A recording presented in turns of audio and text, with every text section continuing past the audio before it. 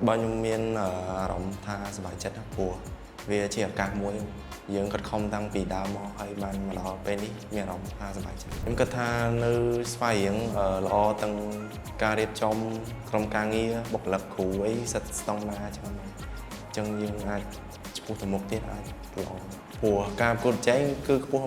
បងគាត់សិតមានបទពិសោធន៍ពីមុនយើងឆ្ងាយចឹងយើងត្រូវការយកដឹងពីគាត់រៀនពីគាត់ហើយ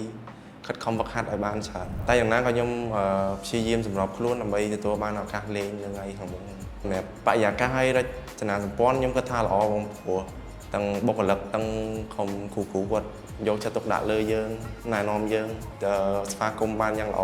បើខ្ញុំគិតថាតារាងហ្វឹកហាត់ទាំងអីទាំងអស់វាស្តង់ដារបងព្រោះទាំងវាមានសម្ភារៈច្រើនទាំងជីមទាំងអីហើយវាអាចប្រសើរសម្រាប់ខ្ញុំចំពោះការតាំងចិត្តរបស់ខ្ញុំមានការតាំងចិត្តខិតខំប្រឹងហ្វឹកហាត់ដើម្បីទទួលបាននាទីលេងនៅថ្ងៃមុខហើយបានបង្ហាញខ្លួនហើយចំពោះក្លឹបខ្ញុំនឹងខិតខំប្រឹងប្រែងអស់ពីសមត្ថភាពហើយនឹងចំពោះ fan ដូចគ្នាមកដែរបើមកដោយសារប្រកាន់ស្វាយរៀងមានពានធំលេងច្រើនអញ្ចឹងខ្ញុំអាចគិតថាខ្ញុំអាចជួបកីឡាករខ្លាំងល្អបបផ្សោតច្រើនហើយរៀនសូត្រពីគាត់នឹងជួយអភិវឌ្ឍខ្លួនខ្ញុំនឹងឲ្យទៅមុខម្ដងតិច